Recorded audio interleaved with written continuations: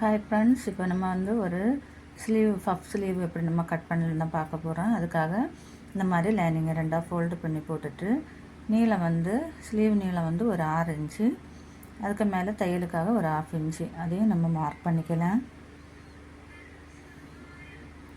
Mark பண்ணதுக்கப்புறமா இப்போ நம்ம ஒரு 9 இன்ச்சு நான் மார்க் பண்ணியிருக்கேன்.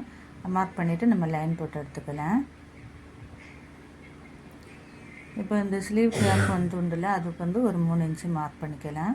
இப்போ இங்கே 3 இன்ச்சு மார்க் பண்ணிவிட்டு பாருங்கள், இங்கே மேலேருந்து இந்த ஃபோல்டிங் பக்கத்துலேருந்து ஒரு 3 இன்ச்சு, கீழே ஒரு 2 இன்ச்சு மார்க் பண்ணி இந்த மாதிரி லைன் போட்டுக்கலாம். இப்போ ஸ்லீவ் ஒன்றை வந்து நமக்கு வந்து ஒரு 4 இன்ச்சு அதையும் நம்ம மார்க் பண்ணிவிட்டு இந்த மாதிரி வளைவு வரைஞ்சி எடுத்துக்கலாம். இப்போ நம்ம 6 இன்ச்சு நம்ம மார்க் பண்ணிடும் பாருங்கள், அதுலேருந்து மேலே ஒரு 3 இன்ச்சு நம்ம மார்க் பண்ணிக்கலாம். பஃப்புக்காக மார்க் பண்ணிவிட்டு மேலே வந்து ஒரு 3 இன்ச்சு மார்க் பண்ணிக்கோங்க.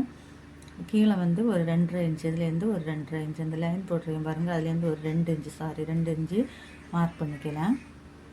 மார்க் பண்ணி வளைவு வரைஞ்சி எடுத்துக்கலாம். இப்போ வந்து தையலுக்காக ஒரு 1.5 இன்ச்சு மார்க் பண்ணிவிட்டு ஸ்லீவ் ரவுண்ட் வந்து ஒரு 6 இன்ச்சு, தையலுக்காக 1.5 இன்ச்சு மார்க் பண்ணி இந்த மாதிரி லைன் போட்டு எடுத்துக்கலாம். லைன் போட்டுட்டு இப்போ நம்ம வரைஞ்சதில் நம்ம கட் பண்ணி எடுக்கலாம். பாருங்கள், இப்போ சூப்பரான ஒரு பஃப் ஸ்லீவ் நமக்கு ரெடி ஆயிடுச்சு. நீங்களும் இதை ட்ரை பண்ணி பாருங்கள். இந்த வீடியோ பிடிச்சா ஒரு லைக் பண்ணுங்கள், ஷேர் பண்ணுங்கள், சப்ஸ்கிரைப் பண்ணுங்கள்.